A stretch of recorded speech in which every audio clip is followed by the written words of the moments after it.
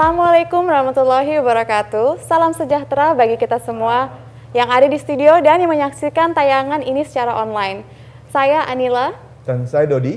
Bisa berjumpa dengan Anda lagi. Sebelumnya saya juga ingin menginformasikan kita semua baik di studio podcast dan studio virtual menegakkan protokol kesehatan dengan menerapkan 3M. Masker, mencuci tangan, dan menjaga jarak.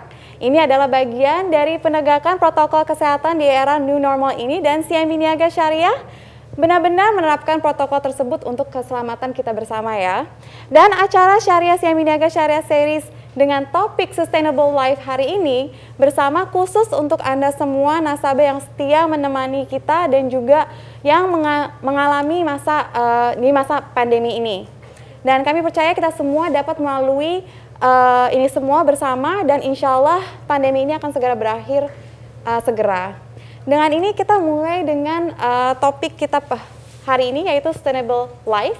Di sini kita tahu di tahun 2020 bahwa merupakan tahun di mana isu berkelanjutan atau sustainability semakin gencar dan menjadi hal penting untuk diimplementasikan bagi seluruh instansi, lembaga, dan usaha bisnis. Nah, sebagian juga dari emerging business atau UMKM dan juga perusahaan besar di Indonesia sudah mulai menyadari bahwa kegiatan operasional dan produk yang mereka hasilkan harus memiliki indikator berkelanjutan yang terstandarisasi. Nah, ini sangat penting untuk Indonesia meningkatkan kesadaran dan semua pihak mengenai pentingnya ambisi dan urgensi dalam mencapai tujuan pembangunan berkelanjutan ini, sustainability, dan juga di masa sulit seperti di pandemi COVID-19 ini sekalipun. Maka dari itu, kita dari CIMB Niaga Syariah memberikan Syariah SDD atau Sustainable Initiative di tahun 2020 dengan penamaan Abipraya. Ini memiliki arti harapan. Dan ini sebenarnya juga CIMB Niaga memiliki harapan untuk masa depan dunia yang memiliki kehidupan kualitas yang lebih baik dan bumi yang terpelihara dan tidak adanya kesenjangan sosial. Sehingga CIMB Niaga menggunakan tagline sekarang untuk masa depan. Dari sini saya juga ada Dodi bisa menjelaskan sedikit terkait Syariah inisiatif kita di 2020 ini. Ya, terima kasih Nia. Seperti kita ketahui bahwa untuk konsep SDGs yang berkelanjutan atau Sustainable Development Goals itu terdiri atas 3 pilar utama, yaitu ada people, planet, dan profit yang semuanya ada satu kesatuan. Jadi kalau dibilang bahwa apa hubungannya sama syariah, ini perspektifnya itu sebenarnya sama karena di syariah itu hampir lebih dari 750 ayat di Al-Quran itu berbicara tentang lingkungan. Nah, jadi ada di mana manusia ada khalifah fil ard. Jadi sebagai pemimpin dunia harus menjaga keberlangsungan kehidupan lingkungan agar tetap terjaga dengan baik. Jadi masa pemeliharaan lingkungan, kemudian masa sustainable yang hal ini secara luas itu juga ada di dalam konsep syariah itu sendiri. Jadi kalau di syariah itu ada istilah makosid syariah atau tujuan-tujuan syariah. Nah itu erat harapannya yang ada di di sustainable development seperti ini. Oke. Kurang lebih semacam itu. Baiklah. Dan kita juga ditemani oleh bintang tamu kita hari ini. Apa kabar Manila? Apa kabar Charles? Sehat alhamdulillah. Di sini. Hai. Iya. Mas Charles. Pak Charles ini juga adalah Duta Earth Hour WWF Indonesia. Ini bisa sedikit menjelaskan sedikit terkait keterkaitannya dalam Sustainable Life ini? Ya, yang pertama Duta Earth Hour WWF Indonesia itu adalah tugas dan tanggung jawab saya untuk bisa mensosialisasikan pro terhadap lingkungan dunia yang berkelanjutan. Sama seperti apa yang tadi disampaikan di Sustainable Development Goals, Earth Hour itu adalah program yang dilakukan satu kali dalam 1 tahun, tepatnya di minggu keempat bulan Maret, yang didorong awalnya oleh aktivis lingkungan yang ada di Australia, tetapi sekarang menjadi sudah program dunia. Di situ kita mendorong dan mengajak masyarakat dunia untuk bersama-sama mematikan lampu paling tidak 1 jam. Ya. Dengan harapan kita bisa mengurangi ketergantungan kita terhadap listrik, di mana kita tahu hampir semua tenaga yang dihasilkan oleh listrik kita sekarang di dunia ini umumnya masih mengandalkan bahan bakar yang berasal dari fosil, yang kita tahu itu akan punah suatu saat jika terus-menerus dikonsumsi, dan ini mengajak kita untuk bisa merubah pola dan gaya hidup kita menggunakan renewable energy atau energi yang berkelanjutan. Sementara yang berbahan bakar fosil tadi tidak berkelanjutan karena akan habis. Nah, sementara kita semua masih mengkonsumsi itu. Jadi sederhananya itu, dan itu sudah dimulai dari tahun 2010. Jadi sekarang sudah hampir sekitar 11 tahun saya terus mengkampanyekan tentang gaya hidup dengan lingkungan yang sehat dengan mengurangi ketergantungan kita terhadap listrik. Berarti concernnya sama nih concernnya antara sama. Siaminaga dengan Duta Lingkungan Hidup Dunia nih ya? Ya, kita concernnya sama. Jadi saya senang sekali bisa ketemu dengan keluarga besar CIMB Niaga Syariah, karena saya sendiri dengan CIMB Niaga itu khususnya dulu ya, saya nasabah Niaga ya. Jadi saya merasa bahwa dengan CIMB Niaga itu sekarang tambah senang begitu mengetahui visi misi kita sama. Gitu Mas. Keren-keren, ini kita bisa diskusi lebih dalam lagi barangkali ya. Boleh. Nah, bisa Oke, kita juga di sini kita mengetahui bahwa sedikit daur ulang plastik adalah salah satu langkah penting dalam sustainable life. Nah, di sini juga kita juga ada tahu sebenarnya kita tahu itu penting, tapi kita nggak tahu alasannya di balik anjuran dari daur ulang plastik tersebut. Bisa mungkin share sedikit?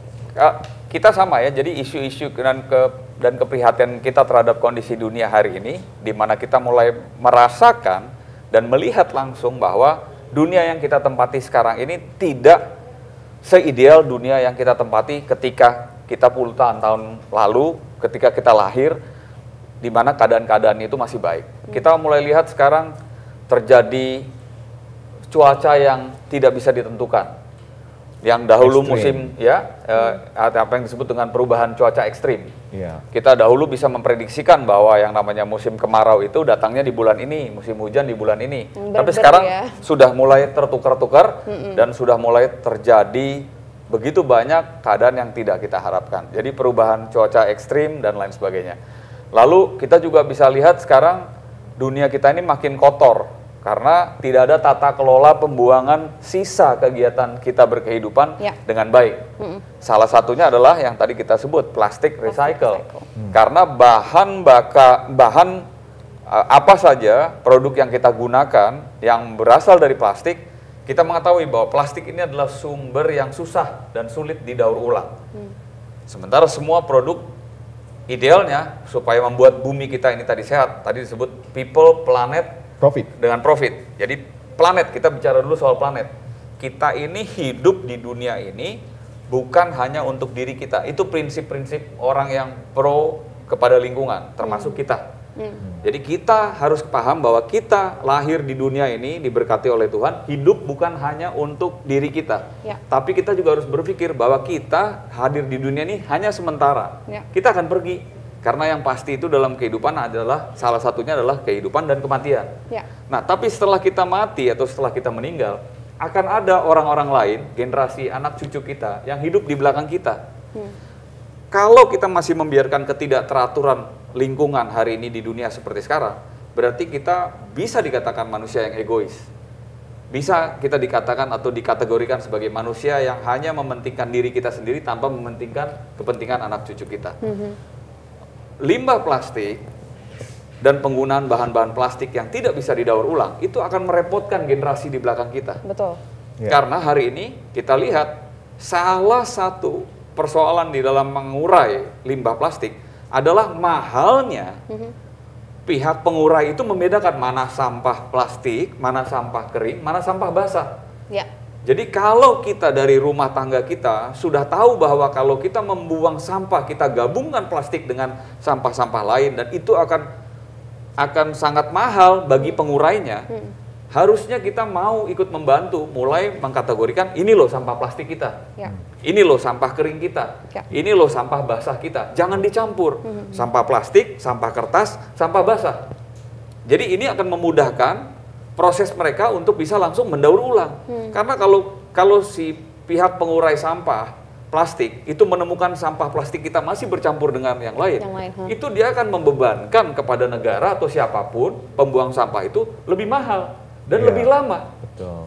Jadi sebaiknya langsung saja plastik. Itu yang pertama. Ya. Itu kalau kita masih ada ketergantungan terhadap plastik. Tapi kalau boleh, sudahlah kita kurangi ketergantungan kita pada plastik. Jadi kita nggak usah bicara plastik lagi. Ya. Kita lihat sekarang di luar, Mas Dodi, Mbak Nila, itu yang namanya toko-toko retail penjual makanan sudah dilarang untuk bisa menggunakan kantong plastik yang diberikan kepada pelanggannya. Dulu masih ada kantong plastik, Mas Dodi, Mbak Nila masih bisa lihat. Kita pergi ke gerai-gerai retail itu, pasti kita setelah belanja dikasih plastik. Sekarang tidak ada. Betul. Sekarang sudah dilarang, digunakanlah sebetulnya tas kain saja atau eco-friendly bag. Ya. Artinya sekali kita beli eco-friendly bag itu bisa dipakai berulang kali. Iya. Kalau plastik, kita hari ini, kita jam 1 aja pergi ke toko retail, beli kue, kita dapat 1 plastik. Pergi lagi nanti jam 2 beli minuman, dapat plastik. Akhirnya di rumah numpuk plastik. Iya. Buat apa? Iya. Gitu loh. Itu kalau orang bilang istilah yang sederhana kita mudah pahami, mubazir. Ya, betul. Ya. Betul nggak, Mas? Betul.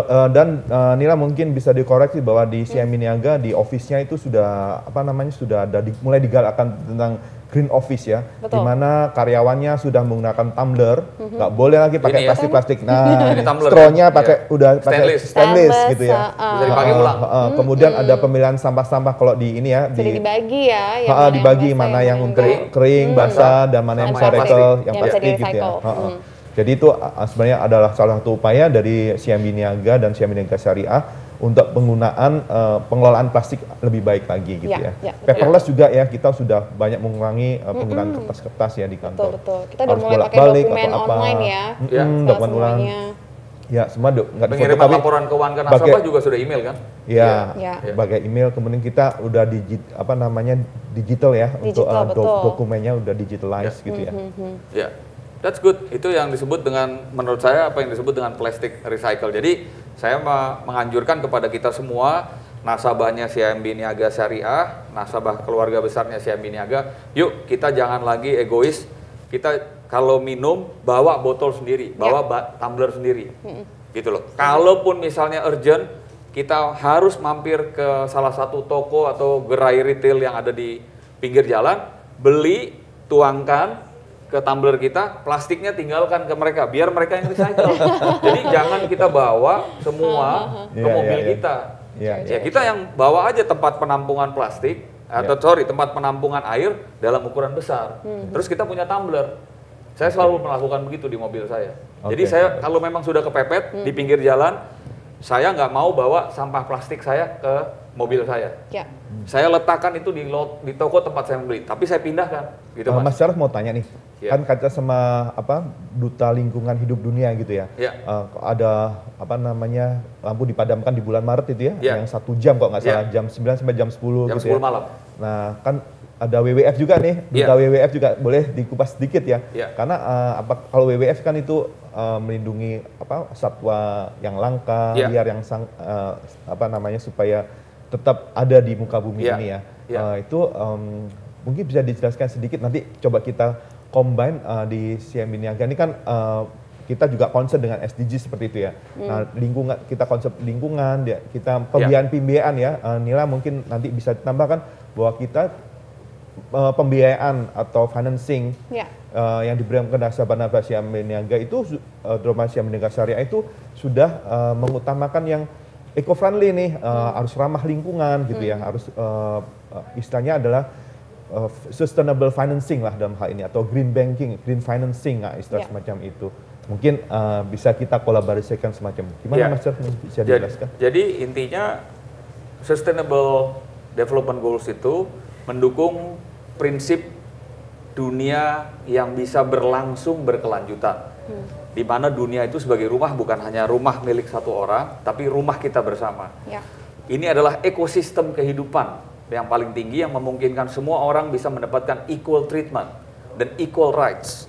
Oleh karena itu, kita sebagai makhluk hidup nggak boleh juga egois, hanya cuma memikirkan manusia. Tuhan sudah menciptakan bahwa dunia ini harus diisi oleh semua karunia-Nya, termasuk makhluk hidup lainnya. Hewan, binatang, binatang langka, tumbuhan, air, udara, itu semua ekosistemnya harus dijaga. Nah, terkait dengan tadi, kalau di organisasi WWF itu Indonesia, salah satu yang diperhatikan adalah konservasi lingkungan dan konservasi hewan-hewan yang langka, seperti badak misalnya. Kalau kita lihat di ujung kulon itu, atau beberapa harimau Sumatera dan lain sebagainya, gajah, itu juga di beberapa daerah punah, bukan hanya karena ulah manusia, tapi mereka tadi terdesak karena perubahan iklim dan cuaca. Mungkin dulu kita lihat populasi hewan itu masih cukup banyak hewan langka ya. Tapi dengan adanya ketidakteraturan cuaca, climate change atau perubahan cuaca yang ekstrim, mereka juga akhirnya lama-lama jadi punah. Lebih cepat meninggal dan cepat mati meninggalkan dunia ini. Nah, jadi sebetulnya kita lihat hewan juga punya tingkat ketahanan suhu badannya itu yang terbatas kalau melawan yang namanya cuaca ekstrim, panas ataupun hujan ataupun salju. Nah, ini yang harus kita sadar bahwa kita di dunia ini bukan pemilik dunia tunggal. Kita harus berbagi dengan makhluk hidup lainnya dan juga dengan karya-karya kebesaran Tuhan lainnya yang membuat kita tetap bisa hidup. Itu, Mas. Maka dari itu sebenarnya melanjutkan dari Dodi dan Charles tadi, sebenarnya CMB Niaga juga fokus terhadap sustainability ini karena terdapat banyak aspek-aspek yang bisa di-cover secara sustainable. Baik itu dari plastik atau dari hewan, seperti itu, atau dari women empowerment. Nah, di sini ada beberapa topik yang tadi sudah kita cover, which is plastic recycling. Nah, selanjutnya adalah untuk energi solar. Nah, dari sini energi solar sebenarnya banyak kerentanan usaha kecil atau emerging businesses yang menghadapi peningkatan harga energi. Misalnya dia saat ini pengusaha seperti bakery, dia harus bikin roti setiap hari, dia harus menggunakan gas.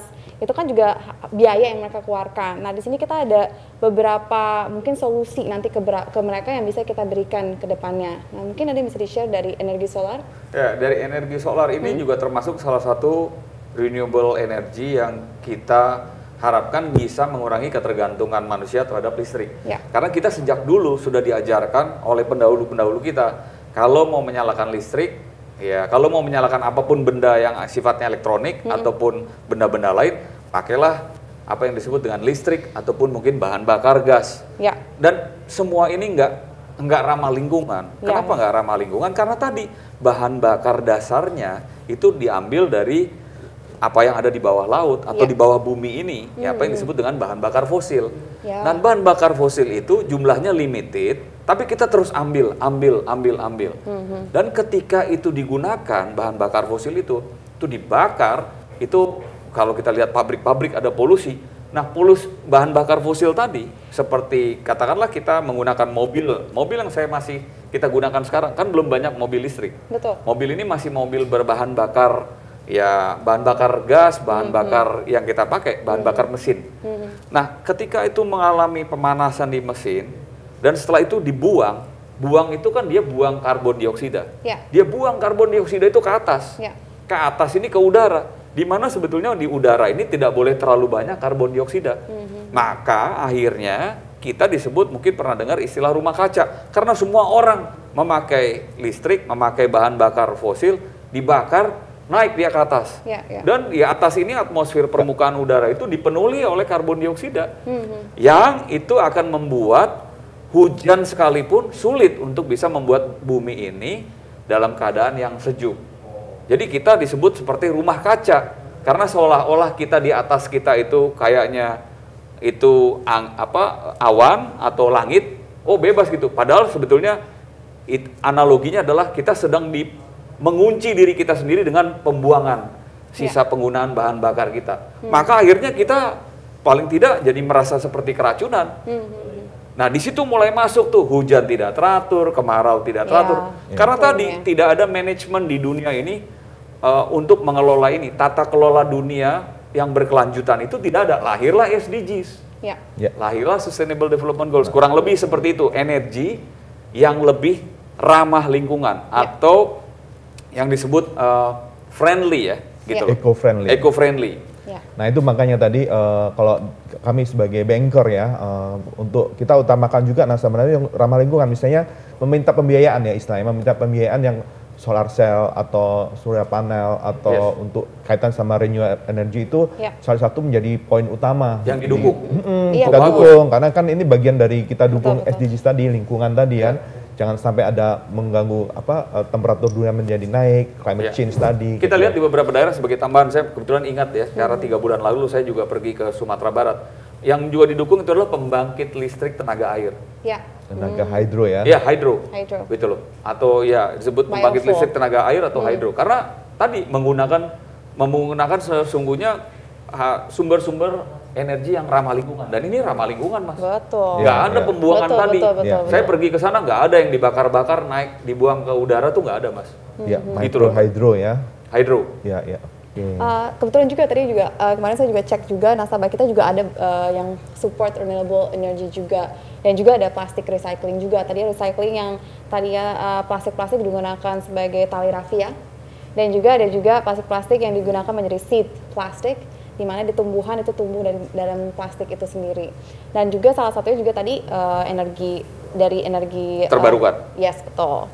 Nah, selanjutnya mungkin kita topik yang sangat saya sukai ini adalah women empowerment. Ini secara secara saya perempuan di sini, ini salah satu top SDG yang sangat dikenal sebagai gender equality. Dari the global goals sempat tulis gender equality itu achieve gender equality dan empower all women and girls. Karena ini sangat penting untuk mengakhiri semua bentuk diskriminasi terhadap perempuan maupun anak perempuan. Ini juga sangat terbukti berkali-kali bahwa pemberdayaan perempuan dan anak perempuan ini memiliki multiplier effect karena mendorong pertumbuhan ekonomi dan pembangunan secara keseluruhan. Dari sini kita juga ada SDG yang nantinya akan muncul, dan sempat disinggung oleh Dodi bahwa Siaami Niaga support dengan sustainable. Nah, sebenarnya tidak menutup kemungkinan sustainable itu maksudnya apa. Jadi semua tipe debitur atau nasabah yang support sustainable development ini akan kita coba support untuk pembiayaan. Nah, di sini caranya juga Siaami Niaga memberikan pembiayaan, baik itu seperti support bisnis mereka sendiri, mereka tinggal nge-apply ke kita, tapi berdasarkan kriteria dan industri yang kita terima. Nah, dari sini juga ada beberapa contoh emerging businesses peranan perempuan, misalnya. Di sini saya ada sedikit research sih, Hey Startik, dan juga Kisahku, which is salah satu pemiliknya teman saya, dan juga Rumah Mode Miranda. Sepertinya Dodi juga udah kenal ya Rumah Mode Miranda ini. Jadi kita mulai dulu dengan yang Hey Startik. Nah, Hey Startik ini adalah dia memberdayakan komunitas lokal dengan menggunakan daur ulang untuk kerajinan tangan dan pembuatan aksesoris. Dari karung, semen atau bungkus kemasan-kemasan kardus susu gitu ya. Iya, itu saya pernah baca ceritanya juga. Iya, sangat menarik ya. Menarik. Jadi yang mestinya itu produk-produk bisa umumnya manusia nggak terpikir untuk bisa didaur ulang, mereka mendaur ulang. Dan biasanya kan produk daur ulang tuh, biasanya kesannya rendah gitu. Nah, ini dikemas menjadi barang yang berkualitas dan harga orang yang menggunakan tuh nggak merasa bergengsi lah, merasa keren juga gitu. Nah, itu mungkin challenge-nya, walaupun kita pakai barang daur bekas atau recycle, tapi kemasannya setelah di recycle tetap nggak kalah keren dengan produk yang baru, produk awal. Dan juga ada dari Hey Startik itu sendiri, mereka punya program edukasi yang sangat menarik. Dia juga punya komunitas lokal, dia melatih 15.000 orang sebagai persentase fasilitator dan juga pengrajin perempuan sampai 62%. Itu kayaknya sangat noble ya dari program mereka itu sendiri. Selain mereka adalah perempuan, dia juga tetap mendidik perempuan lainnya untuk bisa menjadi sebagai pengrajin ke depannya. Dan selanjutnya adalah yang Kisahku, which is yang pemiliknya Railin Shah ya, dan juga teman saya itu Kat Halim. Dia itu semua timnya itu kebanyakan perempuan. Barista ya? Perempuan sih pemiliknya, nah foundernya itu. Dia sekarang mencoba merekrut barista-barista perempuan. Ralin, aku kenal Ralin karena waktu aku bawain acara pemilihan putri, Ralin salah satu finalisnya. So I'm close to Ralin. Dia dari Medan dulunya. Betul, dia dari Medan. Nah, di sini dia membuka bisnis kedai kopi, pasti udah pernah tahu ya. Kisahku ya? Betul, Kisahku itu sendiri. Dan juga dia sebenarnya bisnis yang disupport juga adalah vendor-vendor pemasok makanan mereka yang masuk ke dalam Kisahku itu kebanyakan perempuan. Dan itu juga dia juga mensupport selain barista sendiri, dia juga support other businesses untuk masuk sebagai vendor mereka. Jadi ini sebenarnya karena tujuannya memberikan kesempatan bagi mereka yang punya produk berkualitas tapi belum memiliki fasilitas untuk memproduksi barang mereka. Jadi mereka numpang di Kissaku dan mereka jualan barangnya mereka seperti makanan maupun minuman lainnya. Ya, ada ini nggak? Ada yang tahu kenapa ada inisiatif Women Empowerment dalam hal ini? Kenapa masuk ke dalam SDGs? Nah, ini ada backgroundnya. Jadi berdasarkan survei yang pernah saya tahu bahwa pembiayaan atau pemberdayaan ekonomi kepada wanita-wanita, terutama ibu-ibu gitu ya, itu akan lebih efektif untuk meningkatkan kualitas hidup keluarga. Kenapa? Kalau bapak-bapak yang dikasih pembiayaan, dikasih fasilitas dari bank, rata-rata ya memang karena dia memang sebagai kepala keluarga dan kalau untuk di level tertentu itu mungkin ya ada dari survei itu menyebutkan bahwa si bapak-bapak ini suka beli rokok nih. Jadi kalau konsumtif, kalau ibu-ibu yang mengolah pasti untuk anak sekolah, biar anak sekolah gitu ya, untuk kehidupan makanan yang lebih bergizi dan segala macam itu kan bagian dari SDGs kan untuk kehidupan yang lebih baik. Jadi kenapa kita utamakan di Women Empowerment ini ibu-ibu itu lebih sense-nya itu lebih ke keluarga gitu ya. Iya, betul-betul. Gitu, ini bapak-bapak ya. Kalau saya bapak-bapak yang tetap kagum terhadap konsep berbisnisnya ibu-ibu gitu. Ya kan kita harus mengakui bahwa wanita itu di beberapa literasi juga sudah disampaikan keunggulan wanita itu terutama terhadap financial management itu lebih baik kadang ya dari laki-laki. Jadi saya setuju kenapa wanita diberikan ruang di dalam Sustainable Development Goals. Saya sangat mendukung. Dan yang terakhir adalah Rumah Mode Miranda, itu sangat menarik ya. Dia tadinya tuh jual baju ya sebenarnya. Dan di situ dia karena kena pandemi, terdampak pandemi, mereka mulai menjualan masker dan menghasilkan 8.000 masker bordir yang terjual hanya dalam 10 hari. Itu sangat menarik sih ya. Dan sampai awal Oktober ini 2020, bisnisnya mereka sudah memproduksi hampir 20.000 masker.